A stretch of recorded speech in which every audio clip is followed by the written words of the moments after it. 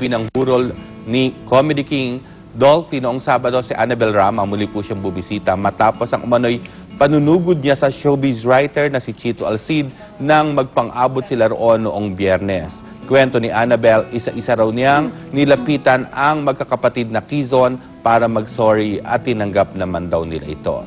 Pero giit pa rin ng talent manager, di raw totoong tinutukan niya ng kutsilyo si Alcid. Si Alcid naman naninindigang si Annabel ang nagsimula ng gulo. Hinala ni Rama ang kaaway niyang si Amalia Fuentes ang may pakana umano ng gulo.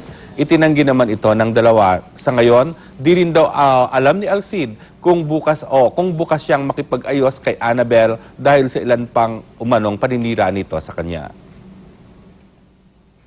Nabigla ako, nakalimutan ko na nasa kainan pala kami.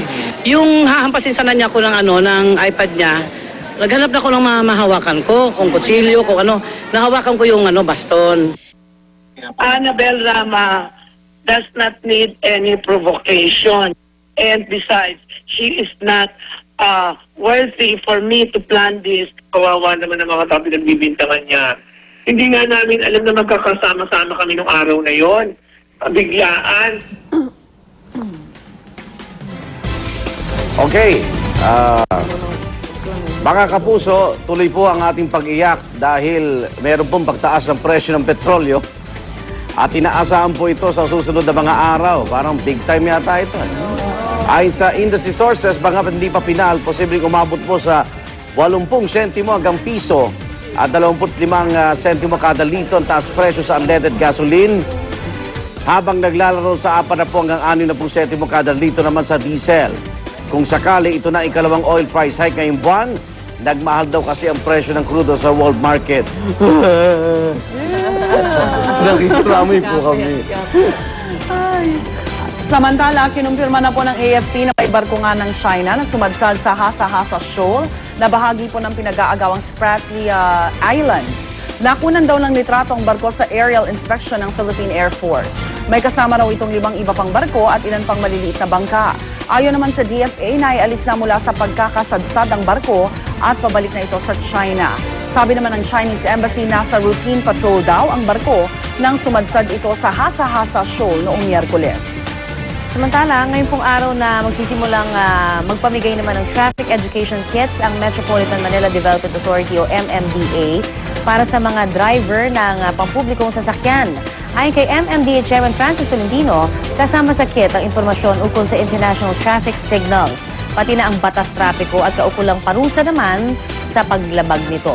Prioridad din nilang mabigyan ito ng ang mga driver ng bus dahil kabilang sa education kit ang impormasyon kung saan dapat huminto, magsakay at magbaba ng pasahero ang mga ito. Mababasa rin daw doon ang alituntunin sa paggamit naman ng flyover at tunnel sa EDSA. Wala sila excuse after. Sana may oras pa sa inyo ng mga driver. Hindi, tsaka sana. Tabloid. Imbes na kung ano mang Tsaka nila. minsan, Gawin nila, pag lumabag dun sa kung ano may nakalagay sa kit na mga hulihin na lang nila. Pero nung weekend nga, di ba? Nung walang MMDA, pasaway naman. lahat ng bus dumaan na naman sa flyover, sa tunnel. Wala kailangan Yellow lane. Alam mo maganda yun. Babantayan. Sa simula sabi ng iba, di ba, parang nakakasakit ang ulo dahil ang higpit ng trapiko sa may parang service road yun di ba, sa kanan dahil bawal nga sila. Yun, yellow lane, ika nga. Pero ang tagalan kasi pinapanawagan na magbawas naman sila ng bus kasi may mga bus na wala naman sakay. So, May mga kulong. ngayon, pag ipit ka, pag naipit ka sa yellow lane, mababawasan yung biyahe mo. Nakita ng operator, tagal niya ng umabuso So, mapipilit silang magbawas talaga ng bus sa kalye. So, tama lang, ituloy lang ni chairman yan. Luluwag din yan. Ano lang to parang hindi madaan sa pakiusap Pero tama si Ivan, hindi naman siya lack of knowledge. Oo, Alam naman nila. Tigas ng ulo talaga. Ano lang yan, pasaway lang talaga. Talagang walang disiplina. Samantala mga kapuso, pasintabi lamang po, sensitibo itong susunod naming ibabalita sa inyo. 2 sunog na bangkay ng bata ang natagpuan ng mga otoridad sa isang abandonadong bahay sa Zamboanga City. Ayon sa isang kasama ng mga biktima, kumukuha raw sila ng plastic para ibenta ng mapadaan sa bahay. Bigla raw sumulpot ang lalaking caretaker nito at dinupot ang 2 bata. Nabawi sa bahay ang may dugong tsinelas ng mga biktima. Nakakulong ngayon ang mga laang lalaki habang nagpapatuloy ang investigasyon sa krimen. Ay, mukha naman. Samantala, nakarnap ang van ng hipag ni Congresswoman Milos Magsaysay sa Katipunan Avenue, Quezon City noong Sabado. Ayon sa nakasaksing gwardiya, kumakain lang daw ang may-ari ng kotse sa isang restaurant nang biglang tangayin ng 4 na armadong lalaki ang van kasama ang driver. Pinakawalan din ang driver sa may Parañaque City. Patuloy naman tinutugis ang mga suspect. Na-recover na yata eh. Oo, sa airport. Oo, na-recover na ng airport police. At samantala, babala naman po sa mga taga Kidapawan North Cotabato, may nakawala kasing buwaya mula sa isang mini zoo doon. Nakigulat na lang daw ng caretaker ng zoo na wala na sa kulungan nito ang buwaya. Posible raw na nakakawala ito noong kasagsagan ng pagulan noong Sabado. May nakitang butas sa kulungan nito at maaaring dumiretso raw ito sa kalapit na ilog. Tinatayang may habang 7 talampakan ng buwaya at may timbang na 100 kilo. Dahil dito ay nabisuhan na ng mga otoridad ng mga residente na huwag munang maligo o lumapit sa ilog habang hinahanap pa ang nakawalang buwaya. Sa laki raw kasi nito, maaari ito makapatay ng tao. Aray, pati buhaya, meron ding nakakatakas sa Tingnan natin sa batasan. May accomplish siya. May nakalabas. Session na raw, sabi niya. Session na. Anong distrito ito? Malayo pa daw lalanguyin yung Magagalit na naman sa atin yung mga nag-aalaga ng buhaya. Oo Huwag nga, mo huwag compare niyo buhaya sa ikukumpara. ano. Sa Madali sila mabusog.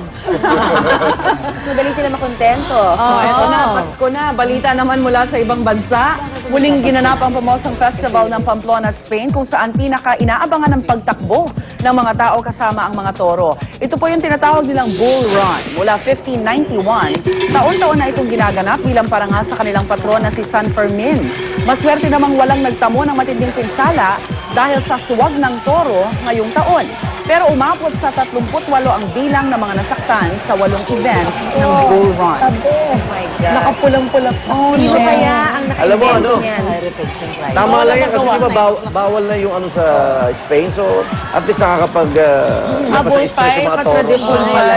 1591 pa. Oh, grabe. Hindi lang dekada, centuries na. Hundreds of Pero parang years. dapat ready kang mamatay sa Ay, ganyan. oo. Parang suicide na yan eh. Pag tumapa ka dyan, ayun Nanunuwag ba yung toro? Oo. May iba na pupuruhan siya paminsan. Kasi ba't dumidikit ka? Sabi ng lolo ko, tumabi ka. Halos swerte. Baka may ganun paniniwala din sila. Sino ang It's naka-invento really niyan? fun. It's just really Parang hindi ko mag-gets kung ano yung gusto niya iparating. Di ba? Parang nakakasakit. So, gawin Pero kaya... pag malaki, pag nasaktan ka, ganun Parang ba? ganun din. Parang Pero macho can you ka imagine siguro. yung stress ng toro? Oh, ayun. Oh, parang siguro, parang ano bang ginagawa niyo sa akin? Sige nga, masuwag na ito. No, I wonder kung Ano kaya, pinapakita no? ng mga toro after kasi sa bullfight, Hindi, patay ang mga hindi, ano eh. hindi daw. Magkaroon kaya kami ng bulan sa Tondo, no? Bago dumating yata ng ugbo, ubos na yun. Kasi kaya pinapatay nila yung bull sa bullfight kasi nasasaktan yun. Yeah, Nasasaktan kasi nasasaktan yun. sila. Ito hindi naman sila lang nananaksa. Sometimes the bulls win. Okay. Samantalang world record para sa largest human mattress domino rally, sinubukang masungkit ang China. 1,001 volunteers ang lumahok sa world record attempt, kung saan isa-isa silang nagpatumba ng mga kutsyon na bit-bit nila. 10 minuto tumagal ang sunod-sunod na pagtumba ng human dominoes bago nakarating sa dulo ng chain. Sa ngayon, hawak ng Amerikang record para sa largest human mattress domino, kung saan 850 ang sumali nito lamang Pebrero. Sarap naman yan. I am ready. Serbisyong totoo ng GMA News. Alamin na natin ang pinakahuling ulat panahon mula sa GMA Weather. Kasama po ating resident meteorologist, si Nathaniel Cruz. Magtani, good morning!